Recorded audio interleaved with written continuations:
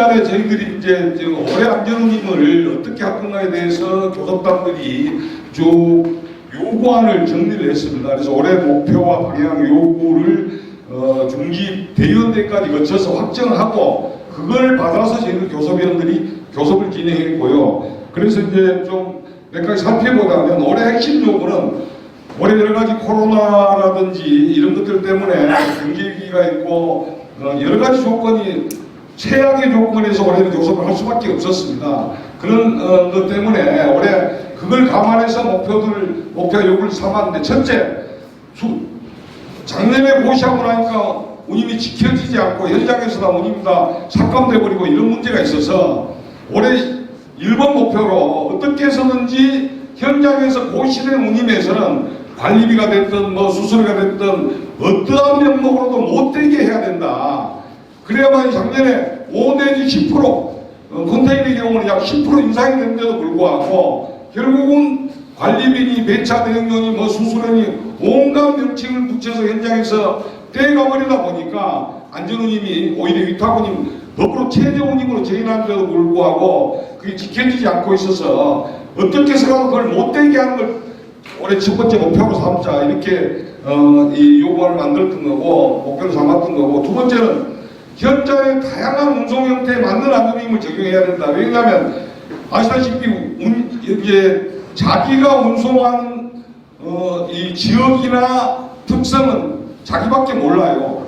그러다 보니까 다들 그게 다인 줄 알아요. 그런데 전국에는 컨테이너 한 품목만 놓고 보더라도 수많은 지역에서 이루어지고 있고 지역별 특성도 있고 또 운송 형태도 다양하고 이런 것들이 있는데 작년에는 워낙 첫 해다 보니까 이걸 다 반영해서 부대조항의 내용을 만들지 못했어요. 그리고 원래 부대조항이 신고 요일 표현에 있었지만 그건 종이 쪽에 불과했고 지켜지지도 않았잖아요. 그래서 이제 작년에 부대조항을 새로 만들려고 하니까 과주나 운송사들의 저항이 엄청 컸습니다. 그래서 작년에 한꺼번에 다 만들지 못하고 우리가 요구했던 것 중에 일부는 또 시간이 쫓겨가지고 양보하기도 하고 그러다 보니까 복합운송이라든가 자가시야 운송, 공차운행, 철도, 영전수도 이런 것들은 작년에 제대로 반영이 못됐어요. 그래서 이런 것들을 제대로 설계함으로 인해 가지고 상당 정도 운임의 인상효과를 좀 낼 수 있도록 하자.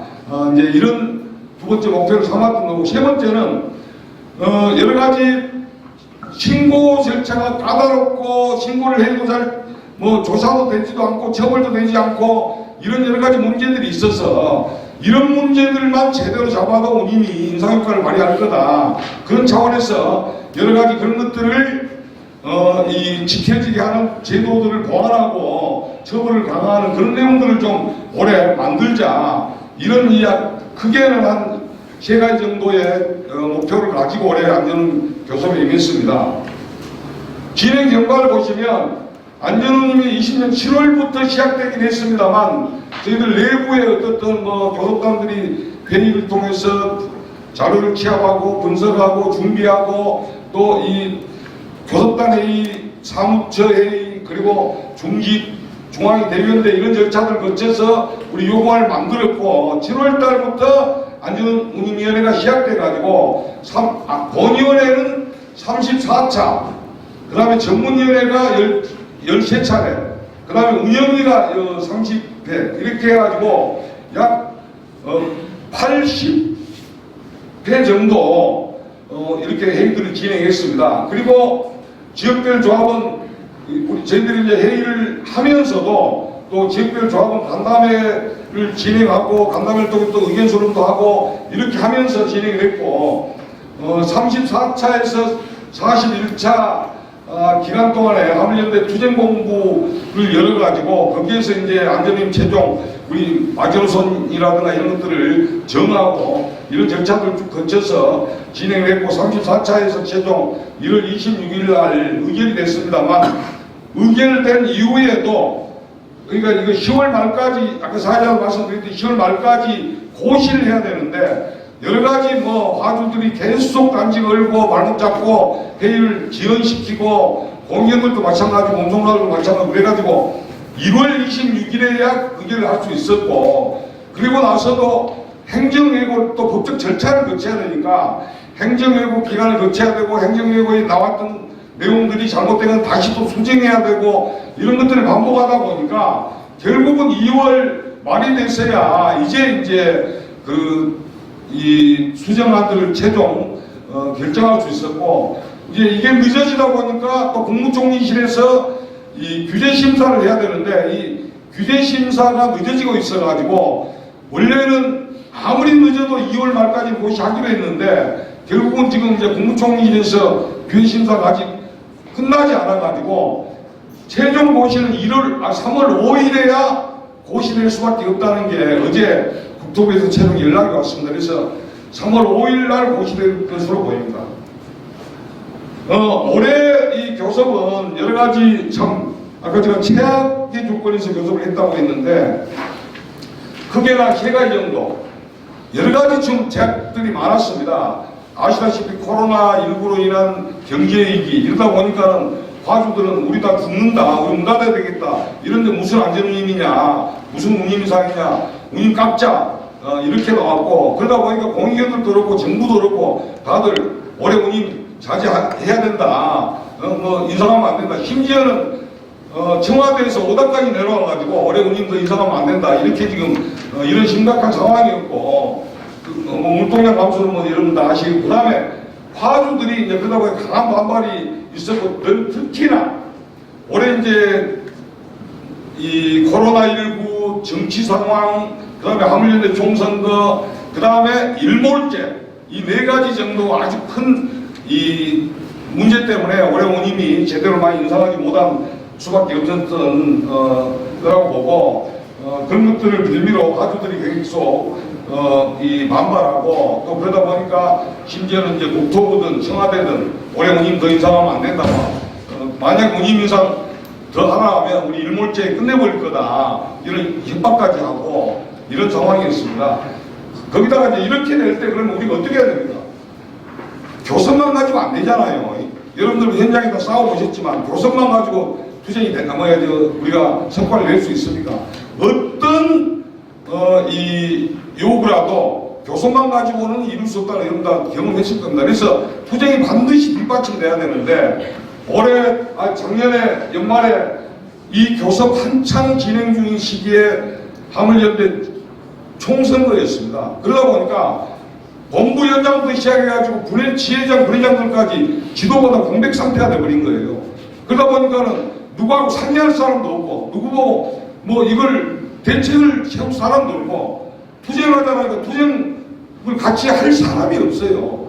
투쟁을 지휘할 사람도 없고 이래가지고 작년에 뭐 그런 총파가 되고자 이랬었는데 결국 그것도 이제 무산되고 이런 상태다 보니까 저쪽에서 그걸 다 읽고 있는 거죠. 심지어는 요즘 우리 밴드에는요 진돗개 밴드도 그렇고 화물연대 공밴드도 그렇고 운송사들 화주들 다 들어와 있습니다.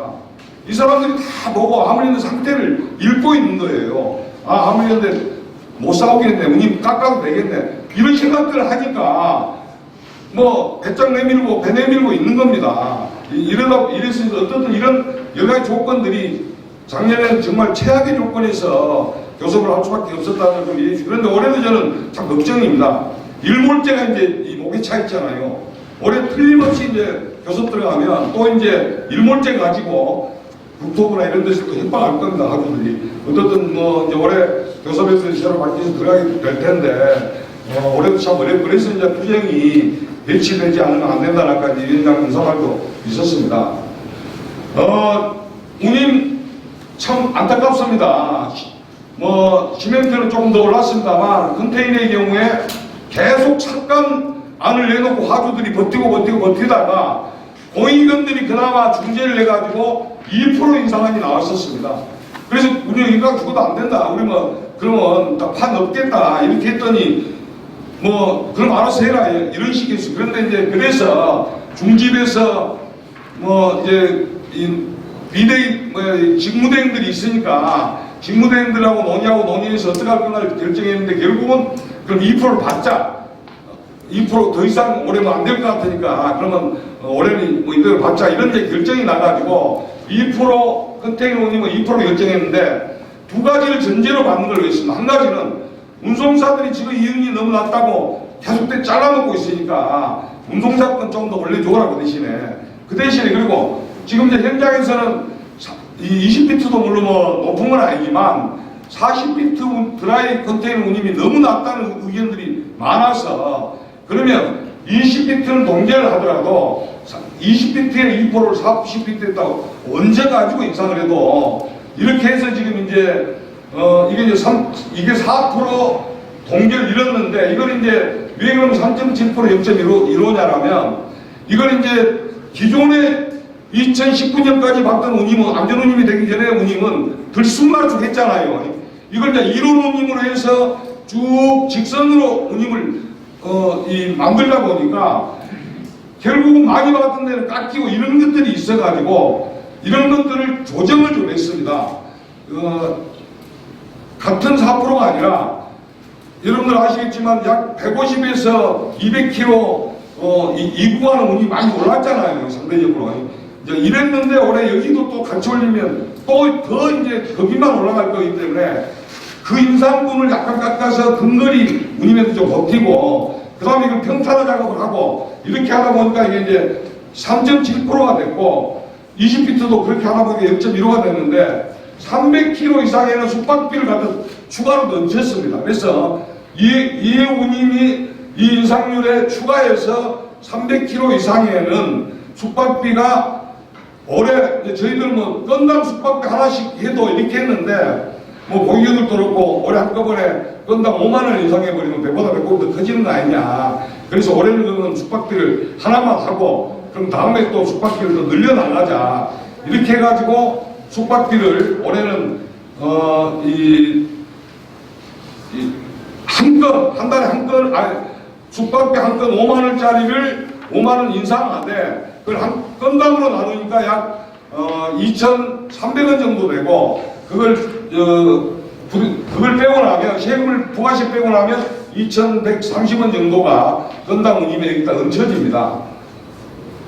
그 다음에 올해 이제 여러 가지 참 수수료 금질동 아까 제가 설명드렸는데 금질동안 운임의 현실화를 위해서 기입료 주차료 외에는 올해는 일체 공제할 수 없도록 부대조항이 다시 못 박았는데 작년에도 이런 조항은 있었습니다. 그런데 일단 이제 부대조항 설명드릴 때 설명드리겠지만 올해는 좀 더 명확하게 하고 확실하게 해서 일단 이타운임을 주고 나면 고시된 이타운임 표에 있는 운임 외에는 일체 단 1원도 떼가면 안 됩니다.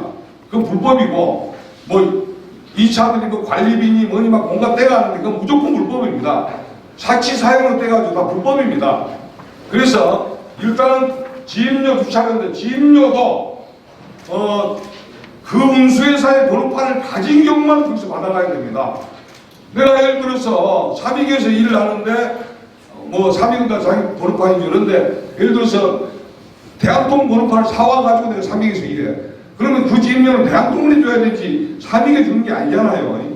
그래서 지입료라는 것은 이 부대조항 이따 읽어보시면 알겠지만 그 배차받는 회사의 번호판을 쓰는 경우에 그 지입료는 그 지입료조차도 저희들 옛날에 반대를 했습니다만 대법원까지 가가지고 우리가 졌어요. 지입료는 줘야 된다. 이런 판결이 나와버렸어요. 그래가지고 이건 안 줄 수 없기 때문에 이번에 이제 우리 이 운임 설계한 데 들어가 있는 지입료 금액 정도는 주는 것으로 이렇게 했고 주차료도 그 회사가 주차장을 제공한 경우에만 그 회사가 주차료를 받을 수 있는 겁니다. 제공하지 않으면 받아서는 안 된다는 거예요. 그 다음에 이제 이것뿐만 아니라 이런 것들을 지켜지게 하기 위해서 저희들이 여러분들 뭐 신고센터 있지만 신고도 까다롭고 하기도 어렵고 잘 안 지켜지고 막 이렇잖아요. 처벌도 안 되고 그래서 안전운임 민관 합동 단속반을 구성하게 되어 있습니다. 그래가지고 그 민간 합동 단속반에는 저희들이 들어갑니다. 그래서 지켜지지 않으면 여러분들이 제보만 해주면 악질 운임을 잘 잘라먹고 안 지킨 데 있으면 신고는 당사자가 해야 되잖아요.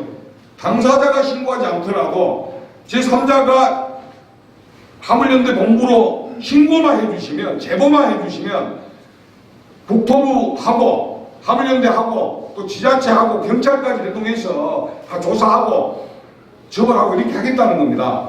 그런데 이것만 있는 게 아니고 이제 만약에 또 안 지키면 그동안에는 신고나 고소는 본인이 하지 못하잖아요. 그러다 보니까 본인이 신고하면 배차상 불이익을 당하잖아요. 그래서 올해는 하물연대 지역본부나 본부에 여러분들이 제보를 해주시면 형사고발을 하려고 합니다. 만약에 운수회사에서 떼먹잖아요. 잘라먹잖아요. 그러면 지역본부로 제보해 주십시오. 그럼 지역본부가 형사고발하면 형사고발은 제3자가 할 수 있어요.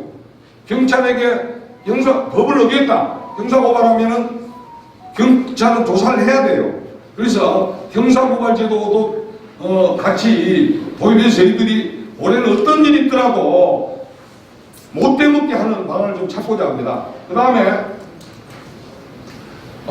이제 부대조항들이 보면 여러 가지 여러분들 아까 이제 말씀드렸잖아요. 복합운송이니 직송운송이니 또 CY 간의 셔틀이니 상하차 등등 여러 가지 이 밥테일 그다음에 온그라운드 이런 것들에 대한 것들을 명확하게 함으로 인해 가지고 군인이 제대로 현장을 반영해서 설계대하고 그걸 부대조항에 다 명시했습니다. 이따가 좀 보시면 그런데 그런다 해가지고 올해 안전운임 제도가 전 세계적으로 제가 이제 처음 하는 제도라고 했어요. 물론 호주의 일부 주나 이런 데는 주 차원에서 하고 있는 데가 있습니다만 그런데 안전운임 우리하고 굉장히 다릅니다. 다르다 보니까 어떻든 이제 2년 차예요. 2년 차다 보니까는 상당히 이거 아직은 좀 더 개선해야 될 점들이 많이 있고 그래서 이후 과제들이 남아 있는데 그 중에 가장 큰 과제가 뭐냐면 현장에 안착돼야 돼요. 현장에 지켜지지 않으면 이 안전운임 제도는 제가 볼 때는 내년에 없어질 확률이 대단히 높습니다. 내년에 일몰제인데 국회에서 그러면 이 지켜지는지 안 지켜지는지 또 효과가 있는지 없는지 국회에 보고를 하게 돼 있어요. 그럼 국회 상임위원들이 그걸 보고 다시 일몰제를 폐지할 건지 아니면 3년 연장을 할 건지 결정을 하게 될 텐데 현장에서 안 지켜지면 어떻게 되겠어요? 국회의원들이.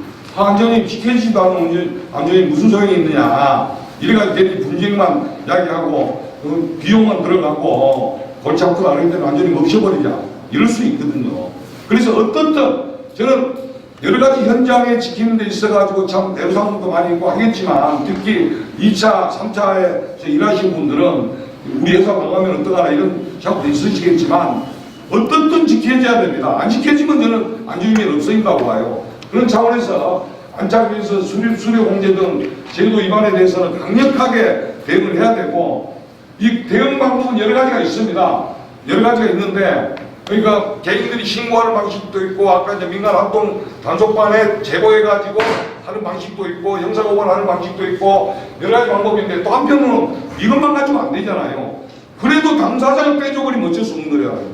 당사자를 떼줘버리면 그래서 당사자가 아니더라도 제3자라도 지역본부에 제보를 해주시면 또 본부에 제보를 해주시면 본부 차원에서 그걸 지켜지게 하는 다양한 투쟁이나 교섭이나 이런 것을 해야 된다는 겁니다.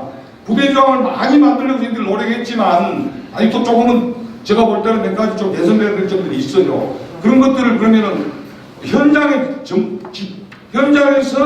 집행함에 있어가지고 우리 부산 지역은 또 경남 지역은 이 부분은 이렇게 하자. 법의 대비를 벗어나지 않는 범위 내에서 교섭을 통해서 합의도 하고 또 이제 운송사들이 안 지키려고 하는 걸 지켜지게 하기 위해서 부산에 있는 두선협회, 화련, 다 불러내가지고 교섭해서 자 이건 너 지켜라 안 지키면 너 박살내겠다. 그래서 10월에 일단 안 되면 또 그 단위가 투쟁도 하고 특히 매고단지나 환적이나 환적 같은 경우도 지금 법에서 선사들이 이 안전운임에 취소해달라고 소송을 했는데 인용해버렸잖아요. 선사도 손을 들어줘 버렸어요. 법원에서 1심에 졌어요. 그래가지고 안전운임이 지금 법적으로 날아갔는데 지금 국토부 보고 항고하라 해서 항고를 해놓은 상태입니다. 대법원까지 가는 동안에 법에 다시 이제 그걸 한정함도 포함시키는 이런 이제 법 개정도 필요한데 어쨌든 안 지켜지면 지켜지게 싸워야 되잖아요. 지역본부 차원에서 그런 것들을 해야 된다는 겁니다. 그 다음에 이제 이렇게 해서 이제 만약에 안전운임이 제대로 지켜지면 아마 부동산 회사가 제가 볼 때는 한 20% 정도 나올 것 같아요. 왜 그러냐면 2차로 하는 사람들은 그것만 가지고는 내가 보더라도 먹고 살기 어려워요. 그러면 1차에 자기가 자가운송도 하면서 2차를 하는 사람들은 견딜 수 있어요. 제가 볼 때는. 그런데 약 20% 정도는 특히 부산, 경남 이쪽에는 한 20% 정도는 2차만 하는 사람들이 있어요. 이 사람들은 아마 완전히 이제 지키게 하면 부도되고 도망간다거나 이런 일이 발생할 거예요. 그걸 사전에 미리 준비해서 대응을 해야 한다는 겁니다. 부도 왔을 때 물론 그런 지침이나 이런 건 내려갈 겁니다. 부도 그것도 여러분들 자료집에도 이제 대응 약간씩 좀 설명해 놓고 있습니다만 이후에 이 부도 내고 도망가는 이런 것들에 대해서는 어떻든 대응 방안을 찾도록 해야 되고, 그 다음에 이제 아까 환저가물의 경우에는 이 법에서 절단해가지고 가만히 있으면 안 되잖아요. 다음 달부터 아마 운임 다 선사가 깎을 거예요. 환저가물 19,000원 받던 게 지금 환적은 더 나랬죠. 환적은 17,000원이 나와 그랬을 거예요. 그런데 지금 뭐 이제 3, 4만 원 다 올려놨는데 이거 다시 이제 뭐 2만 원 이하로 확 다 깎아버릴 거예요. 소사들이. 그럼 그대로 있을 수 없잖아요. 그 싸워가지고 지키는 투쟁들을 하면서 법 개정도 하고 또 이 항고 재판도 하고 이렇게 하면서 대응해 가야 되고, 그래서 지역본부가 해야 될 일들이 참 많습니다. 이런 거 지키기 위한 투쟁을 이런 걸 해야 되고, 그 다음에 이런 것들을 다 지역별로 아까 제가 말씀드렸듯이 사업장별 교섭도 하고 해가지고, 특히 이제 일군들도 여러 가지 뭐 사치상료 이런 거 막 떼가고 있잖아요 지금. 이런 것들이 이따가 제가 이제 일군 운임인 상률 이런 거 다 말씀드릴 텐데, 운동사 이군율 말씀드릴 텐데 올해 더 이상 떼주면 안 됩니다. 그런 거. 그래서 이 사치상료나 이런 것들에 대해서도 우리가 지금 턱없이 많이 받고 있는 이런 거 바로 잡아야 되고요. 그 다음에 이제 가장 중요한 건 뭐냐면 올해 일몰제 폐지 시켜내지 못하면 어떻게 됩니까? 올해 내년 되면 안전운임이 없어집니다. 매년 다음에 안전운임을 그 전해에 만들잖아요. 실태조사부터 시작해갖고 연초부터 그 다음에 이제 7월달부터 교섭해가지고 만드는데 내후년은 없어요. 지금 법에는 내년까지 끝이잖아요. 그러면 내후년 안전운임을 만들기 위해서는 내년도 초부터 실태조사도 하고 교섭도 해야 되는데 법에 내년 말에 일몰부로 딱 돼 있어요. 그렇기 때문에 이걸 올해 내에 바꿔내지 못하면 내년도에는 국토부가 내후년부터 법이 없기 때문에 지금 내년에 내후년 걸 만들 필요가 없다고 안 만들 거예요. 실태조사도 안 하고 내년 교섭도 없을 거예요. 그래서 올해 일몰제를 폐지해내야 됩니다. 올해 내로. 근데 이 법안 하나 만드는데 약 1년씩 걸려요. 최소 아무리 이제 국회법 85조에 따라서 신속 처리 법안으로 결정하더라도 아무리 작게 해도 9개월은 걸려요. 법안을 개정하려면. 근데 이제 올해 벌써 지금 아직 9개월이 이제 3월 달이잖아요. 3월 달이면 지금 시작하면 또 올 연말까지 될까 말까 해요. 그래서 일몰제 폐기 빨리 이 법안을 국회에 제출하고 요구하고 싸워야 됩니다. 그 다음에 이제 우리가 컨테이너하고 시멘트만 해서는 안 되잖아요. 그것도 컨테이너도 카고로 또 안 되고 있어요. 카고가 안 되다 보니까 어떤 일이 발생합니까? CJ에 오신 분 계십니까? CJ 계십니까? 요즘 CJ가 어떻게 합니까? 전국에 다니면서 20피트는 우리가 카고로 운송해줄게 이러면서 부탁원님 안 줘도 된다. 다 덤빙 다니고 있어요 지금. 그래서 카고 때문에 지금 안전운임이 완전히 박살나게 생겼습니다. 그것까지 또 덤빙 다니고 있고 그래서 물론 CJ만 그런 건 아니에요. 그 다음에 이제 시멘트의 경우도 딱 법에 시멘트로 돼 있다 보니까 시멘트 원료조차도 안전운임이 안 돼요. 그 다음에 뭐 당연히 뭐 돌가루, 파우더 이런 것도 안 돼요. BCT를 같은 탱크로 운송하는데도 불구하고. 그래서 이런 것들을 빨리 개선시켜내야 되고, 뿐만 아니라 뭐 철강, 일반화물, 그 다음에 카캐리어, 그 다음에 탱크로리, 택배 이런 데 다 유통, 다 안전운임 만들어내야 되잖아요. 그런 차원에서 어떤 우리가 해야 될 과제가 참 만만치 않은 과제들이 많이 있다는 걸 말씀드리고, 올해 여러분들 자료집에는 가격들도 다 나와 있을 겁니다. 이것 가지고 아마 저희들이 뭐 연말까지 교섭을 했어요. 왜냐하면 이게 운임을 결정하는 거니까 품목이 제대로 들어갔는지 안 들어갔는지, 그게 제대로 금액이 제대로 책정되는지 안 되는지. 그런데 저희들이 제일 애로사항이 뭐였냐면 이겁니다. 여러분들을 상대로 전부 다 이제 조사했을 거예요. 교통연구원에서 설문조사 했잖아요. 근데 여러분들이 구차하니까 그것도 와서 대면 조사도 안 하고 코로나 때문에 다 전화로 설문대에 있을 거예요. 몇 빨리 배차받아 가야 되는데 전화 못 들고 있으니까 대충 말씀하셨을 거예요.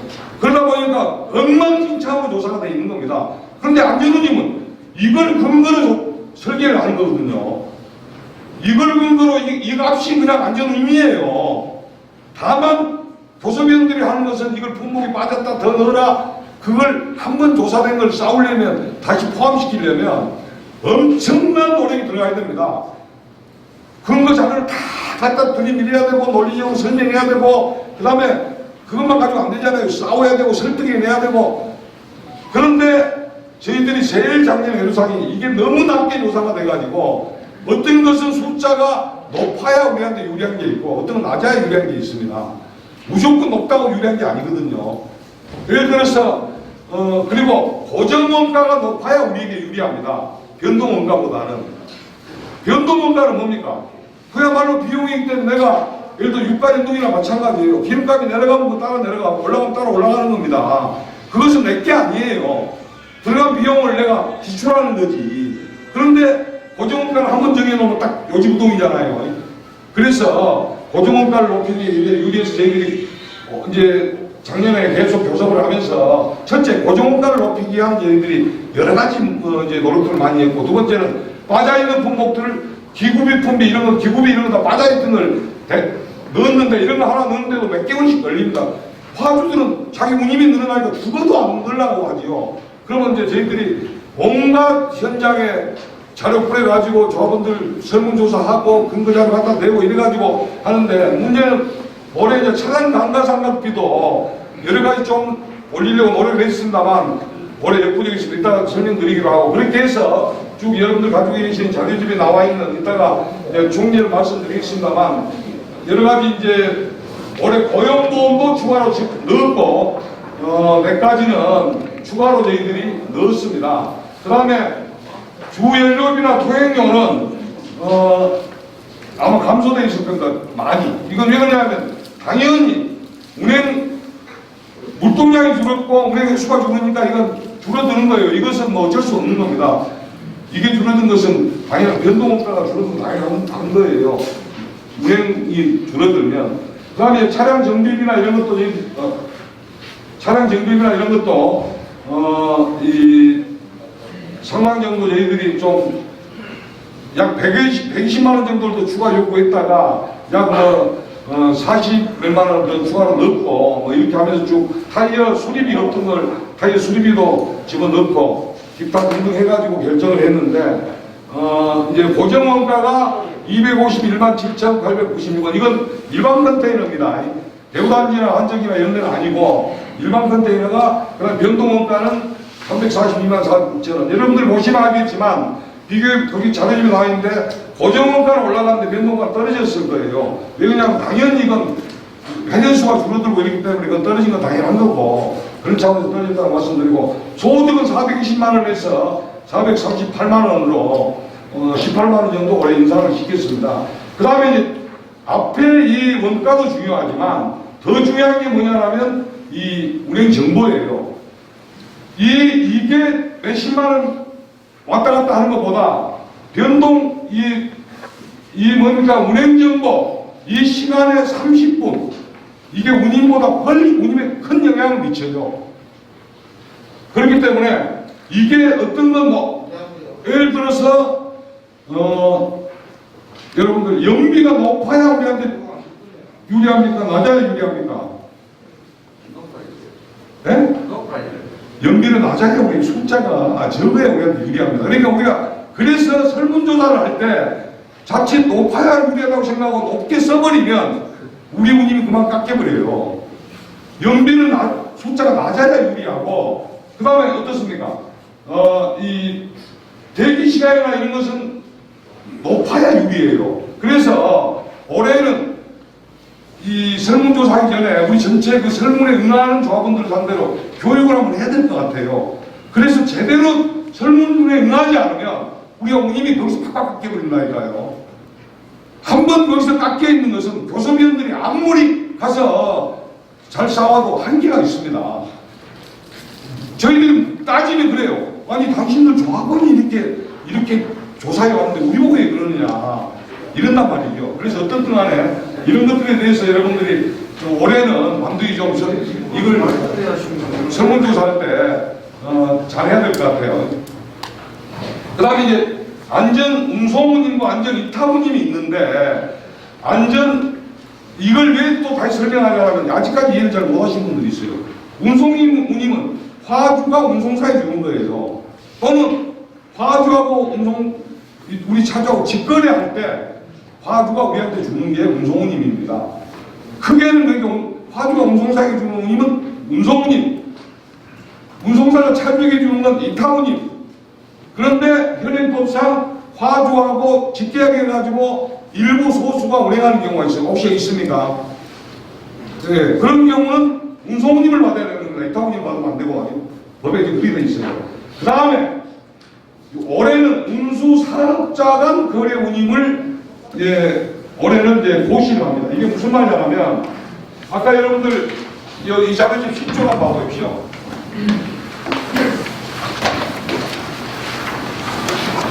배구단지에 보시면 작년에는 운송운임하고 이타운임만 고시했잖아요.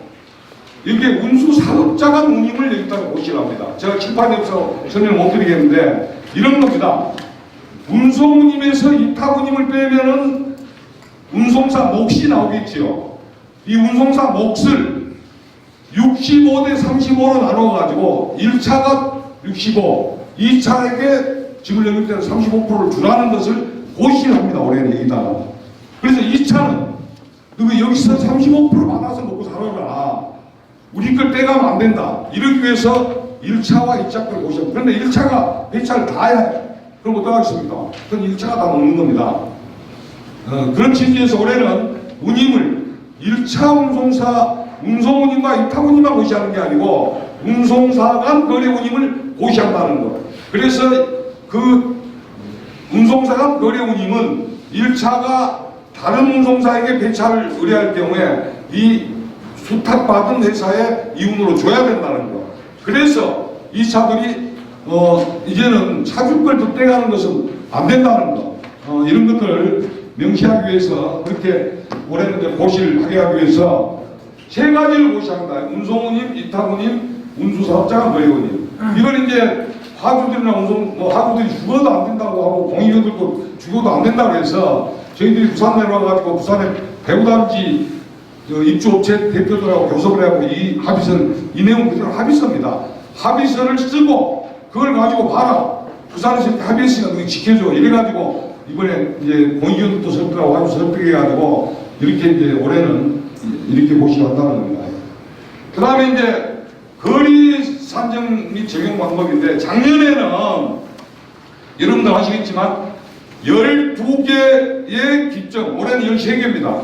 대산항이 하나 더 포함되고 13개인데 12개의 기점으로부터 전국의 시군구, 광역시는 구까지 들어가고 나머지 중소시는 시중심점이 시면적 중심점을 찍어가지고 구까지 다 이렇게 면적 중심점을 찍어서 그렇게 운임의 거리를 산정했습니다. 무슨 말이냐면 서울의 강진구를 가면은 강진구에 화주들이 수백 개 있을 거 아닙니까? 수천 개인지 모르겠지만 있는데 그 거리표를 다 제공할 수 없으니까 광진구를 십자로 걸어가지고 면적 중심점을 딱 찍고 거기까지 운임을 작년에 고시를 했어요. 그러다 보니까 고속도로에서 가까운 데 공장이 있는 사람들은 면적 중심점까지 더 받으니까 이익이 없고 저 끝에 공장이 있는 사람들은 면적 중심점까지만 운임을 주니까 손해가 있어요. 그러다 보니까 기회가 어떻게 돼버렸습니까? 개파이 돼버렸잖아요. 김해가 50 내지 60km 됩니다. 신항에서 예를 든다면 전부 다 산동면이나 어딘가 한림 이런 데 공장이 있는데 김해를 딱 면적 중점 딱 찍으니까 몇 킬로 나오냐면 17km가 나와요. 17km가 어디 됩니까? 네? 남해고속도로 정도에 찍힐 거예요. 거기는 공장도 없잖아요. 우리가 산동면 저 대동, 산동, 한림 가는데도 남해고속도로 가는 운임만 받았어요, 작년에는. 그래서 이건 문제가 있다 해가지고 올해는 읍면동까지를 다 이 공항표에 넣었습니다. 그런데 전국에 읍면동을 하면은 몇 개가 되겠습니까? 3,500개인데 이걸 13개로 곱하면 몇 개가 있어요? 여기다 또 편도님 곱하면 몇 개가 있어요? 약 7만 5천여 개 돼요. 그러면 그 전화번호 책 몇 건 되잖아요. 이걸 다 만들 수 없어서 저희들이 문자 보내고 밴드에 올리고 여러분들에게 다 의견수렴을 했어요. 내가 다니는 구간이 빠진 데 있으면 이야기 좀 해달라. 그래서 많은 분들은 내가 영천에 무슨 면에 가는데 이게 빠져 있으니까 넣어주세요. 다 넣었는데 아직도 조합원들이 내가 다니는데 그 관심없이 그냥 안 말씀 안 하시고 저희들이 그걸 다 모르잖아요. 한차가 많이 가는 데를 한 번이라도 가면은 이야기해주면 다 넣어줬을 텐데 그래서 올해 그 공항표에 빠진 게 있습니다. 그 공항표가 제가 복사를 해봤는데 이렇게 두꺼워요, 이것도. 그래서 이게 읍면동 중에 전국에 7만 5천 개의 구간 중에 화물차가 다니는 데만 지금 컨테이너 화물차가 다니는 데만 구간표 이렇게 했는데 여기 안 나와 있는 구간들은 어떻게 하느냐 하면 여러분들 이제 7만 5천 개의 읍면동 이게 더 될 것 같은데 3,500 더 되지 벌써 지목적이 더 넘을 것 같은데 예 거리표를 다 제공할 겁니다. 거리표를 어떻게 제공하냐면 북한은 신선대부두 그 다음에 신안이 현대 남측에 있는 현대 있잖아요. 여기를 기점으로 다 찍었어요. 그래서 여기서부터 그 읍면동까지의 거리를 네이버를 가지고 네이버 지도에서 다 그걸 구간을 가져와가지고 거리를 표를 가져와가지고 거기다가 3.3km를 더했습니다. 항내 거리 3.3km 더해가지고 구간표를 다 이번에 만들었어요. 그 표를 전부 다 제공합니다. 그런데 이걸 개인들에게 나눠줄 수 없기 때문에 아마 지역본부나 지구까지는 다 인쇄하고 보내드릴 텐데 여러분들이 내가 아까 이 구간표를 책자로 나눠드리면 이 구간표에 없는 구간을 가요. 그러면 지역본부나 지구에 물어보든지 본부를 물어보면 이거 얼마입니까? 물어보면 다 가르쳐 드릴 거예요. 네? 그렇게 해서 그리고 이제 더 정확한 방식은 앱을 개발하면 돼요. 내가 컨테이너 할지 분봉인지 아닌지 쓰고 컨테이너 사입비든지 이입비든지 쳐넣고 지금 이 포딩사들이 만든 그거 있잖아요. 지금 앱 돌아다니잖아요. 그런 식으로 우리가 만드는데 문제는 그것은 정확하지 않을 수 있어요. 저희들이 앱을 개발할 수도 있는데 화물연대에 돈 들여가지고 개발을 하면 어떻게 문제 발생하냐면 하주랑 노사들이 우리가 어떻게 믿느냐 누가 조작하는지 이렇게 되기 때문에 국토부가 돈 들여가지고 억대가 들어간다더라고요. 개발해서 지금 이제 빨리 배부하라는 겁니다. 그러면 거기 딱 찍으면 내가 어디서 어디 간다 하면은 딱 거리 계산해 운임이 나오도록 이렇게 지금 이제 해야 된다고 보고 우선은 7만 5천여 개 되는 공항표는 별도로 다 나눠드린다고 합니다. 그래서 그러면 킬로미터가 운임도 이제 고시를 하니까 1km 내가 200km 가는데 200km 운임을 거기서 거리를 거기서 찾고 거기서 이제 200km 운임 딱 보면 거기 나와요. 그 운임을 받으면 되는 거니까 다 어느 전국에 어느 면동을 가더라도 독도나 울릉도나 제주도나 섬에 컨테이너가 안 가는 데 빼놓고는 다 읍면동 고시하니까 그걸 좀 참고하시면 되겠고 다만 어떤 문제가 있냐면 현장에서 그물 아까 지금 우리 이제 질문한다고 저한테 데리고 있는 분이 계시던데 그게 구간이 아직 정확하지 않아요. 두 가지 문제가 있습니다. 한 가지는 뭐냐면 읍면동을 정부에 찍다 보니까 여기 대산 다니신 분도 있습니다. 대산 석약단지. 대산 석약단지는 대산읍이 찍혀요. 대산읍에서 석약단지까지 약 11km가 더 가야 되잖아요. 그런데 보니까 11km가 이게 깎여요. 이런 문제가 있어서 그리고 이제 네이버 지도는 내비 가지고 하는 게 아니고, 내비 가지고 하면 뭐 재직거리가 됐든 뭐가 됐든 해가지고 하면 되는데, 지도상 그 많은 데이터를 다 하나하나 찍을 수가 없기 때문에 그걸 어디서 가져오냐면 네이버 회사하고 계약을 맺어 거기서 데이터를 가져와서 거기서 가져오다 보니까 화물차가 못 가는 구간을 걸러내지는 못해요. 지도상에서 내비 가지고는 걸러낼 수 있는데, 그래서 저희들이 이건 문제가 있다, 차라리 그럼 아틀란 가지고 해라. 근데 아틀란은 그런 전국에 그 많은 데이터가 없어요. 네이버에만 있어. 그래서 저희들이 그 7만 5천이 된 걸 전부 다 알고 써가지고 다 아틀란 가지고 검증을 했어요. 검증을 했더니 약 300여 개 정도가 10km 이상 차이가 나요. 그래서 그걸 국토부 보고, 야, 이거 빨리 바꿔가지고. 그런데 그 중에 40%는 우리가 이익 보게 더 늘어나 있는 구간이고, 60%는 우리가 좀 손해를 봐요. 그 지금 이 보관표가. 그래서 우리가 좀 손해보든 이익 보든 어떻든 간에 이걸 제대로 해주라 해가지고 300여 개의 데이터를 줬더니 화주들이 이걸 어떻게 믿느냐, 화물연대가 일방적으로 한 것을 우리는 신뢰할 수 없다, 못하겠다 해가지고 합의가 안 되니까 지금 이번에 고시할 때 그대로 고시합니다. 그런데 지금 그래서 두 가지 합의를 했습니다. 한 가지, 산업단지는 전부 다 산업단지로 찍자. 앞으로 산업단지 중심을 찍자. 읍면동 찍지 말고. 그럼 전국에서 약 300개 정도의 산업단지가 있는데, 문제는 이것도 이제 문제가 있어요. 어떤 문제가 있냐면, 여러분 이제 율촌산업단지라는 예를 들어볼게요. 율촌산업단지는 일부는 여수, 일부는 광양, 일부는 순천에 속해 있어요. 그런데 지금 동으로 찍으면 그 공장이 있는 동이 순천 같은 경우에는 율촌산업단지보다 멀리 있다 보니까 지금이 우리한테 유리해. 왜냐하면 그 산업단지가 아니고 그 동까지 우리가 운영을 받고 있기 때문에. 그런데 광양은 어떻습니까? 여기서 광양 쪽에 있는 율촌산업단지 가는 사람은 광양의 동사무소까지 지켜있기 때문에 우리가 그 동사무소에서 율촌산업단지 공장까지 가는 거리만큼 운영을 못 받기 때문에 우리가 지금 불리해요. 이런 문제를 이제 어떻게 할 거냐. 산업단지는 지금 또 그런 문제가 있다는 거예요. 어떤 사람은 손해보는 사람이 약간 이익을 보게 되는데, 이익 보는 사람도 손해를 보게 되는 이런 문제가 있어가지고, 이게 무엇으로 해도 이게 참 지금 현행 기술상으로는 이 보관표를 정확하게 만드는 게 어렵습니다. 그래서 물론 읍면동까지 쉐브라인 홈으로 인해가지고 이 상당 정도 작년에 문제점이 개선했지만 다시 이제 이걸 어떻게 할 건가. 그래서 두 가지를 합의했던 게, 하나는 10km 이상 차이가 나는 게 있으면 여러분들이 이야기를 해달라는 겁니다. 이제 3월달에 고시하고 나서 운행을 해보니까 이 운행 부관표에 나와 있는 운임하고 내가 실직하는 운임하고 거리하고 10km 이상 차이가 나신 분들은 지역본부를 통해서 전부 다 본부에 보고해 주십시오. 그럼 여기는 다 검증해가지고 다시 그 10km 이상을 늘리게 됐습니다. 그 다음에 산업단지 경우는 아까 산업단지를 다 찍어가지고 늘릴 겁니다. 아까 뭐 줄은 데도 있겠죠. 이렇게 해서 이걸 가지고 최빠른 시간 내에, 최단시간 내에 재고시를 할 때 그걸 반영해 주기로 했어요.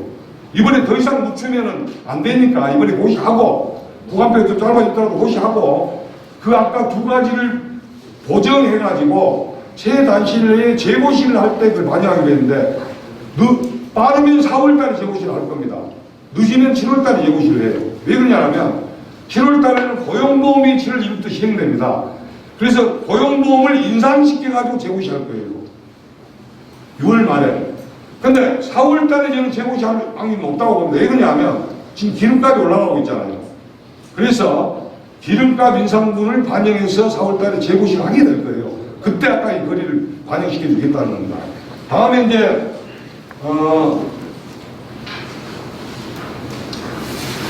유가유동제와 관련해서 많은 질문들이 있어서 좀 미리 좀 설명드리자면, 작년에 20년 3월 16일부터 6월 15일까지 평균 유가 1124원 83전을 지금 적용받고 있습니다. 적용받고 있는데, 그 이후로 3개월 평균이 50원 이상 등락이 없었어요. 그래서 이걸 적용받고 있는데, 지금 운임이 기름값이 계속 올라가고 있어서 이번에는 10월 26일부터 1월 25일까지 3개월분을 일단 평균 내가지고 1160원 3전을 적용하고 고시합니다. 그러고 나면 1월 26일부터 4월 25일까지 다시 평균 유가가 50원 이상 인상될 거 아니에요. 이때 다시 그걸 반영해갖고 인상분을 재고시할 거라는 겁니다. 그래서 저는 이런데 이제 여러분 좀 오해가 있습니다. 육가연동제에 대해서 많은 분들이 오해가 있어가지고 이거 잘못 만들었다고 많이 욕도 많이 드리지 모르겠습니다만 저는 육가연동제는 좀 사실은 이거 업체는 우리가 요구해서 만든 겁니다. 왜 그러냐면 작년 10월 말까지 작년에 우리가 운임을 합의할 때 코로나19가 없었어요. 그런데 뭐 많은 정보들이 전 세계적으로 뉴스에 들었고 기름값이 더 올라갈 거라는 정보들이 그렇게 많았어요.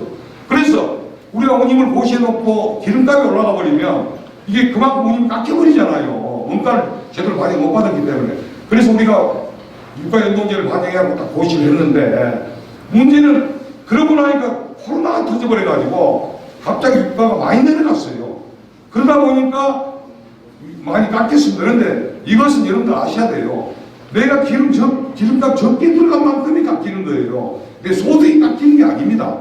그 다음에 내가 기름값이 올라가면 다시 반영해서 인상해줘요. 자동적으로. 그런 거기 때문에 저는 그리고 앞으로 이렇게까지 또 기름값이 많이 내려갈 리가 있겠습니까? 그런 차원에서 그리고 여러분들 뉴스 보시면 할 때 계속 기름값 올라간다고 해요.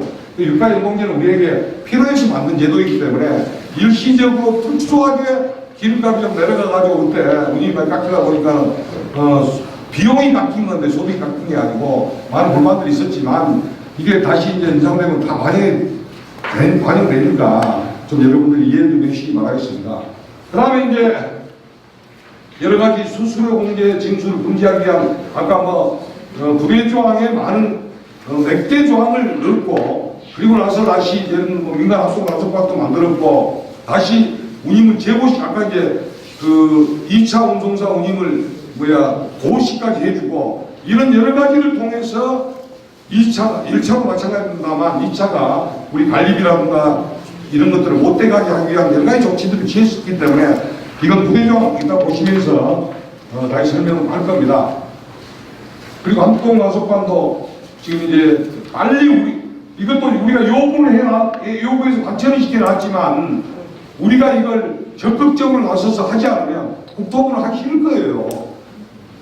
국토부도 안 하려고 할 거예요. 왜냐하면 국토부가 안전위인지 말했으면 하는 생각이 많이 있어요. 왜 그러냐면 국토부 물류산업과가 이걸 한 개 부서가 1년 내내 이게 올라오고 있습니다. 지금 자기들이 해야 될 업무가 굉장히 많잖아요.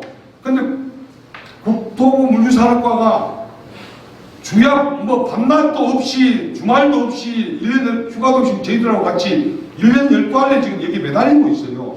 그런데 이거 우리가 지켜지게 하기 위해서 합동단속반 만들자니까 만들자고 했는데 이거 만들면 자기들이 또 얼마만큼 힘들겠습니까? 그러니까 안 하려고 해요. 그래서 우리가 적극적으로 이거 하도록 해야 되고 특히 이번에 작년에 이제 김현미 장관 만나가지고 이 전담 부서를 좀 만들어도 했더니 예산이 없기 때문에 우선 팀을 하나 만들어 주겠습니다 하고 팀장이 이것만 전담하는 팀장이 왔어요. 그런데 올해 지금 1년 해보고는 힘들어하고 사람 도망가 버렸습니다. 팀장이.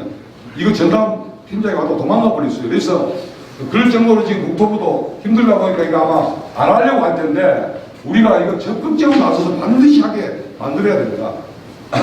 그 다음에 이제 아까 이거 설명드렸잖아요. 문서합작한 운임 이렇게 고시한다는 겁니다.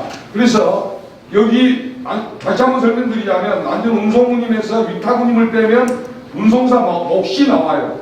이 몫을 이건 위탁운임하고 그 몫하고 더한 겁니다.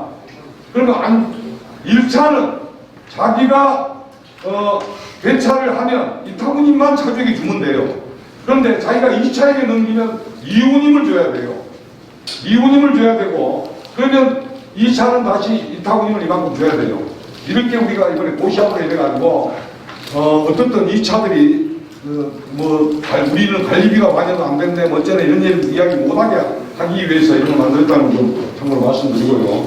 네, 그 올해 앞서 설명드린 것처럼 부대 조항을 좀 대폭 개정을 했습니다. 그래서 작년에 비해서 숫자도 좀 늘어나고 네, 그렇게 진행을 했기 때문에 올해 바뀐 점들을 위주로 좀 간략하게 설명을 드리겠습니다. 우선 작년과 동일한 규정입니다. 그 안전운임은 최저소득 보장을 위한 것이기 때문에 안전운임을 이유로 현재 받고 있던 운임을 삭감할 수는 없습니다.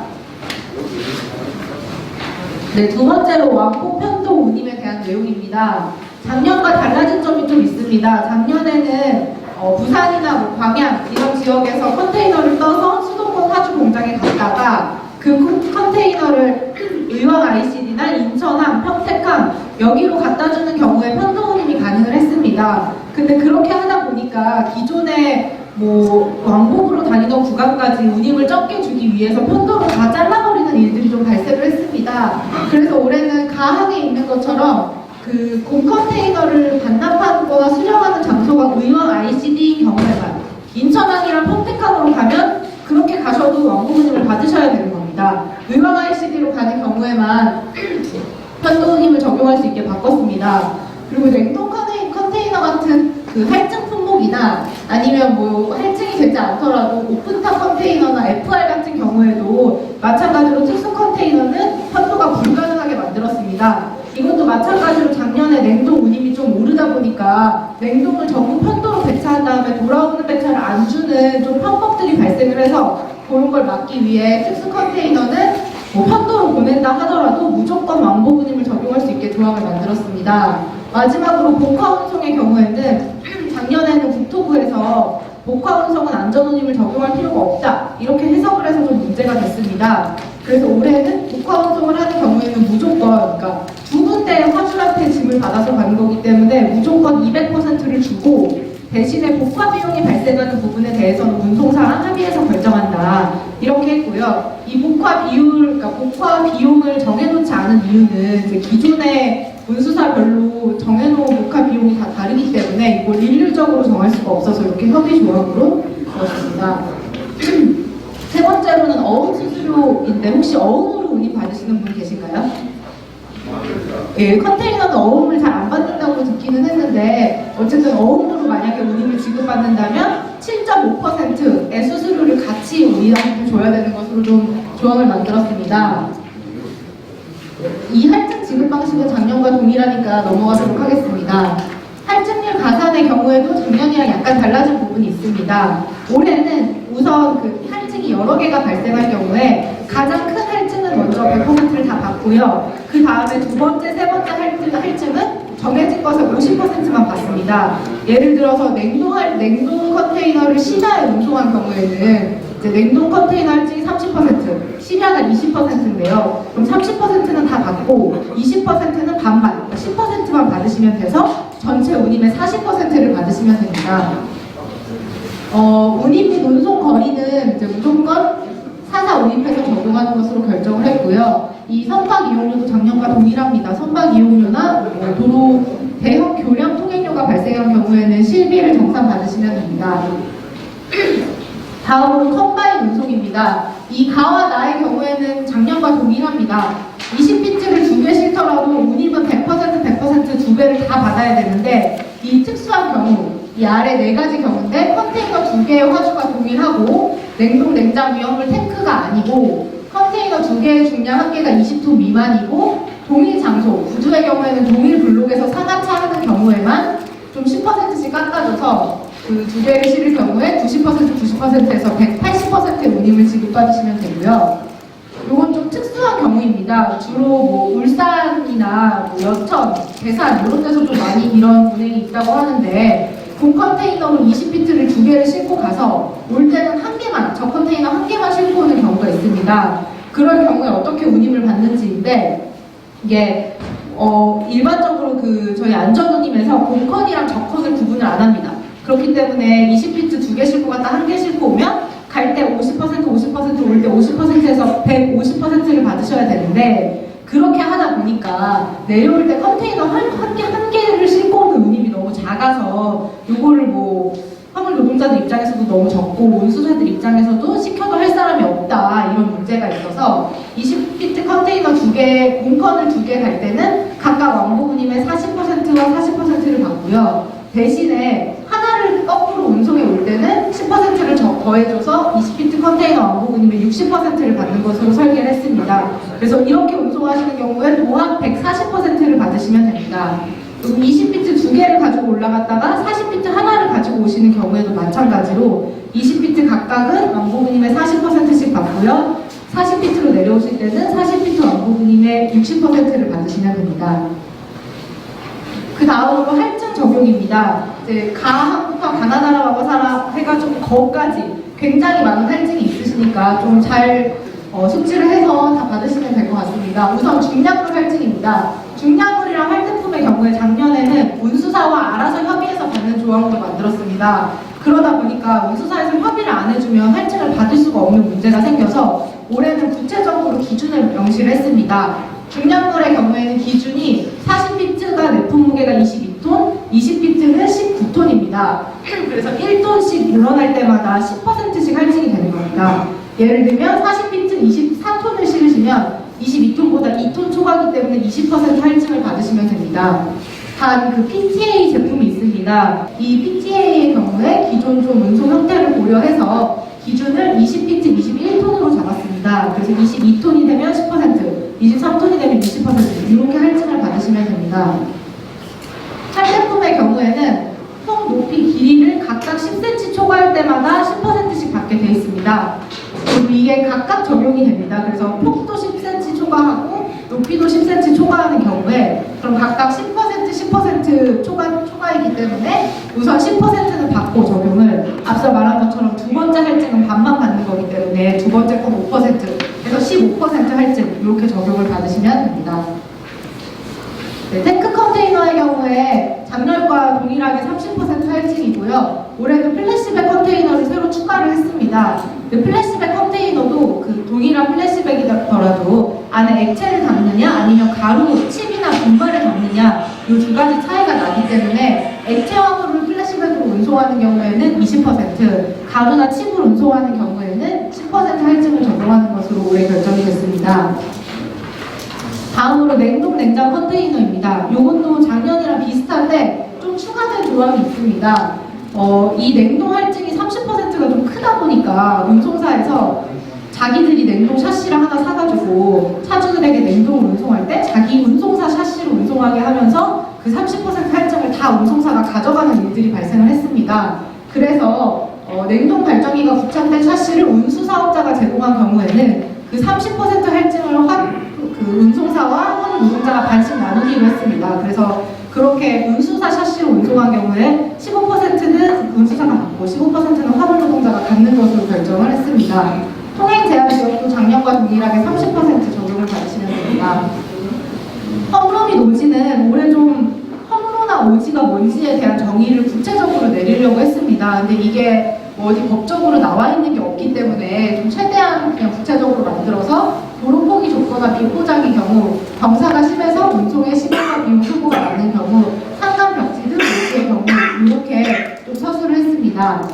자, 공휴일과 심야 할증의 경우에는 20% 할증은 동의를 합니다. 대신에 원래는 화주의 요청에 따라서 운행하는 경우였는데 여기에 화주의 요청 또는 화주의 요청을 받은 운수사업자의 요청에 따라서 심야나 공휴 운송을 하는 경우에 할증을 받을 수 있도록 좀 더 구체적으로 조항을 바꿨습니다.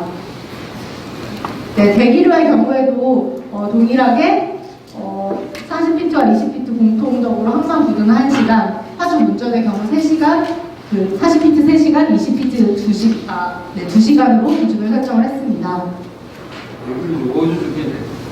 네, 덤프 컨테이너랑 덤프 컨테이너도 작년과 동일하고요. 검색 택배과 할증의 경우에 이 비용을 구체적으로 명시를 했습니다. 그래서 예를 들면 컨테이너가 좀 의심스러워서 검색대를 통과해라고 이제 세관에서 얘기한 경우에는 이 96,000원 할증을 받으실 수 있습니다.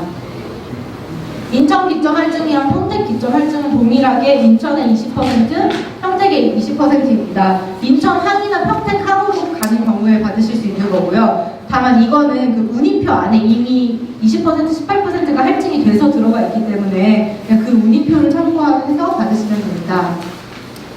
위험물 할증의 경우에는 이 위험물 할증의 정의가 좀 알기 어렵다는 제기들이 현장에서 많이 있었습니다. 그래서 이걸 좀 수정을 하려고 했는데 이게 전문적인 내용이다 보니까 수정에 시간이 좀 많이 걸려서 우선 올해는 작년과 동일하게 고시를 하고 대신에 이 고시된 이후에 좀 국토부와 같이 연구할 수 있는 곳을 꾸려서 올해 좀 수정을 한 상태로 다음번에 재고시를 하는 것으로 논의가 되었습니다. 네, 제한 차량 운행 허가 수수료는 작년과 동일하게 화주가 실비 정산해서 지급하는 것으로 했고요. 이 밥테일의 경우에 좀 수정이 있었습니다. 밥테일 운송은 작년과 동일하게 밥테일이더라도 무조건 100% 운임을 다 받으시고요. 두고 왔기 때문에 샤시를 다시 가서 가져오는 경우에는 그 왕복 2번이 발생했기 때문에 200%를 받으시면 됩니다. 근데 여기에 온그라운드를 추가를 했습니다. 작년에 뭐 온그라운드는 안전운임 적용할 필요가 없다고 해서 안전운임을 아예 안 주는 경우가 있었기 때문에 올해 이 조항을 넣었습니다. 온그라운드도 동일하게 한 번 갔다 오면 100%, 두 번 갔다 오면 200%이기 때문에 이제 온그라운드는 뭐 안전운임 적용 대상이 아니라서 조금 주겠다 어쩐다 이렇게 얘기를 하더라도 조항이 있기 때문에 무조건 똑같이 운임을 적용받으시면 됩니다. 네, 배차 취소료는요, 그 가와 나가 조금 달라졌습니다. 그래서 배차를 받고 컨테이너 3차를 위해서 현장에 가신 다음에 1시간 이상 기다린 경우에는 무조건 왕복운임의 50%를 받으시면 되고요. 짐을 싣고 이미 출발을 할 경우에는 어디에서 취소가 되었든 간에 조금 갔을 때 취소가 됐든 뭐 많이 중간까지 갔다 취소가 됐든 관계없이 왕복운임의 70%를 지급받으시면 됩니다. 네, 13번 공정 올해 수정을 많이 한 조항입니다. 차주 대상 비용 공제 또는 청구 항목인데 작년에 이게 그냥 좀 모호하게 들어가 있다 보니까 다들 아시다시피 운수사에서 되게 이상한 이름으로 수수료를 많이 만들어냈습니다. 뭐 행정지원비, 업무대행 수수료, 정보 전송료 이런 새로운 이름의 수수료를 받아서 이거는 법적으로 걸리지 않기 때문에 받는다 이렇게 주장을 했습니다. 그래서 올해는 그걸 아예 못하게 하기 위해서 이 조항을 수정을 했는데요. 여기에 적힌 거 외에는 운수사업자가 절대 수수료를 받을 수가 없습니다. 운수사가 받을 수 있는 수수료는 딱 두 가지인데 하나는 지입료고 하나는 주차료입니다. 이 두 가지만 운수사업자에서 공제할 수 있고요. 그리고 만약에 지입을 하지 않은 경우 아니면 주차를 내가 거기다 안 하는 경우에는 당연히 이거를 받아가면 안 됩니다. 그렇기 때문에 지입과 주차가 발생하는 경우에만 지입료와 주차료를 가져갈 수 있고요. 그 외에 뭐 행정지원비, 정보 전송료 이런 각종 다양한 수수료는 절대 받을 수가 없습니다. 그렇기 때문에 올해 또 그런 명목으로 수수료를 차감하는 경우에는 신고를 꼭 좀 해주시면 좋을 것 같습니다. 샤시 임차료는 작년과 동일하고요. 이걸 좀 악용을 해서 운수사업자가 이 조항을 근거로 우리 화물노동자들에게 샤시 대여료를 내라고 하는 경우가 있었는데 이거는 화주가 돈 내라고 만든 조항이기 때문에 그걸 좀 명확하게 하기 위해서 화주가 임대하는 경우라고 좀 수정을 한 바가 있습니다. 네, 컨테이너 세척 관련해서는 그 세척이 발생해서 섭지를 하는 경우에는 2만 원 받는 건 작년과 동일하고요. 여기에 데미지 컨테이너에 대한 내용을 추가를 했습니다. 그 항내에서 데미지 컨테이너라고 해서 다시 돌아가서 그걸 내리고 다시 싣고 오고 이런 경우가 발생을 합니다. 이게 뭐 많을 때는 3번, 4번씩 계속 돌면서 데미지를 교체해야 되는 경우도 있다고 들었습니다. 그래서 이런 경우에는 데미지 컨테이너는 사실 우리 책임이 아니기 때문에 한 번 왔다 갔다 할 때마다 셔틀비 2만 원을 받을 수 있게끔 부대조항을 신설을 했습니다. 그리고 데미지 컨테이너를 싣고 뭐 아무도 몰랐고 이제 안에 어디 좀 파여 있는 데가 있어서 그걸 발견하지 못한 채로 화주 운전까지 갔을 경우에 그러면 화주에서 돌려보낼 수 있잖아요. 그런 경우에는 선사가 해당 구간 왕복운임의 80%를 지급하는 것으로 부대조항을 신설했습니다.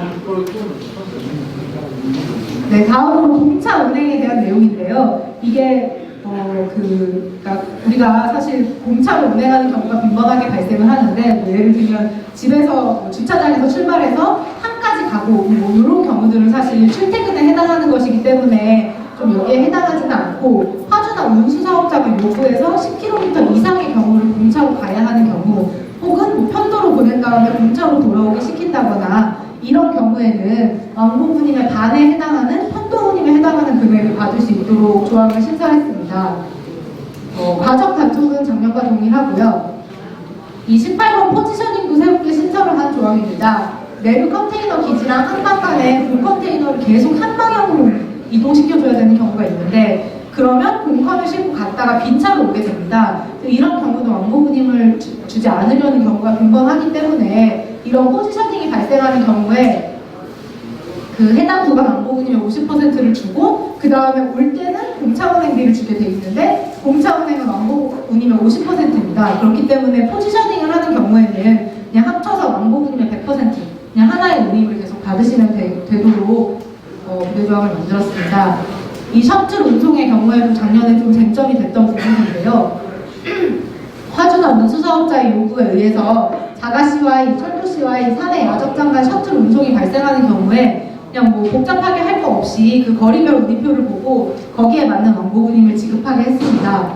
마찬가지로 철도시와의 직송운임의 경우에도 이게 직송이라는 이유로 좀 말도 안 되는 금액을 주면서 뭐 한 20만원, 30만원에 가게 하는 경우들이 있었는데 그렇게 하지 못하게 하기 위해서 왕복운임 50%를 적용했습니다. 예를 들면 의왕 ICD에서 부산으로 철도 직송을 하는 의왕에서 철도 직송을 하는 경우에 의왕에서 부산까지 왕복운임의 반을 받으시면 됩니다. 45피트 컨테이너도 작년과 동일하게 112.5%를 적용받으시면 됩니다. 또 비규격 컨테이너의 경우에 협의하여 결정하도록 동일하게 만들었습니다.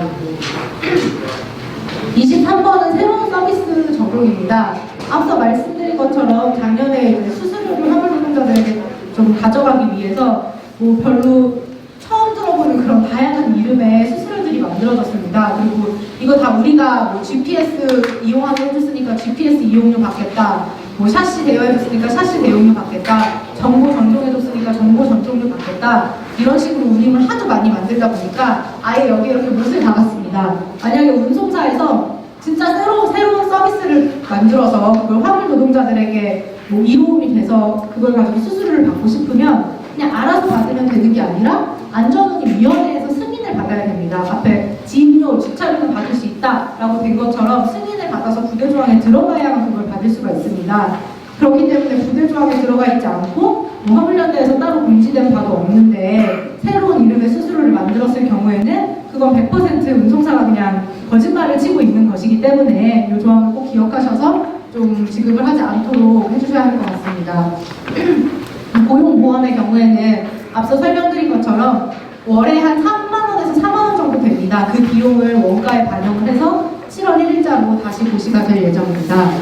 인프라 운영비인데요. 이 인프라가 사실 좀 애매하다 보니까 작년에 상하차비라는 명목으로 이 인프라 운영비를 화물 노동자들에게 받았습니다. 근데 올해의 경우에 화주 또는 선사의 요구에 따라서 자가시와이와 철송장을 설치 또는 운영할 경우 운영비 등은 화주 또는 선사가 부담하며 차주에게 상하차비 등을 청구할 수 없다 라고 좀 조항을 새로 만들었습니다. 그래서 화주가 요구해서 시와이를 설치하는 경우들이 많이 있잖아요. 뭐 예를 들면 뭐 LG 같은 경우에는 시와이가 없는 운송사는 아예 입찰에 못 들어오게 한다거나 이런 경우들이 있는데 그런 경우에 화주가 요구해서 이 시와이를 운영하는 것이기 때문에 상하차 비용도 화주에게 받아야 하는 것이지 화물 노동자에게 받을 수 없다는 조항입니다. 단 시와이를 운영하기는 하는데 이게 화주의 요청에 의한 것이 아니라 운수사업자와 화물 노동자의 편의에 의해서 만들어진 경우, 활용하는 경우 이런 경우에는 사실 이런 것까지 모두 다 좀 부대조항에 넣기는 어려워서 그런 경우에는 협의하여 적용하는 것으로 좀 진행을 해야 할 것 같습니다. 26번은 차주의 업무 범위입니다. 그 차주에게 수행시킬 수 없는 업무이고요. 작년에도 FR 컨테이너를 접거나 펴는 작업, 위험물 스티커 제거 작업은 작년에도 들어갔는데 여기에 다라 말을 추가를 했습니다. 그래서 컨테이너 검토 및 청소 작업, 오픈 컨테이너 천막 개폐 설치 작업, 그리고 그 외 법적으로 차주가 수행할 수 없는 업무인데 이 마에는 실 개폐가 해당됩니다. 그 실을 컨테이너 실을 부착하고 떼는 거는 사실 화주만 할 수 있는 일이기 때문에 이 내용들에 대해서는 차주에게 수행시킬 수 없다라는 내용을 좀 명확하게 부대조항에 서술을 했습니다. 네, 갈등 조정 내용도 작년과 동일하게 문제가 생길 경우에 위원회에서 협의하겠다는 내용이고요. 그 부가가치세가 포함되어 있지 않은 금액입니다. 네, 거리 측정 방식입니다. 거리 측정 방식은 앞에서도 설명을 좀 하셨기 때문에 생략하도록 하겠습니다. 네, 마지막으로 유가 반영 내용이고요. 지금 앞서 보신 것처럼 1169.3원으로 지금 올해 안전운임이 고시가 됐습니다. 근데 이게 12월 말부터 유가가 좀 많이 오르기 시작했더라고요. 그리고 지금 1,200원 중반대 이렇게 올라가 있는 상황이기 때문에 이런 추세가 좀 유지가 된다면 1월 26일부터 4월 25일까지의 3개월 평균 유가를 책정을 하고 이게 1169.3원보다 50원 이상 올라가는 경우에 아마 5월에 재고시가 될 예정입니다. 그래서 지금 오르고 있는 유가는 5월부터 반영된다는 걸 좀 기억을 해주시면 될 것 같습니다.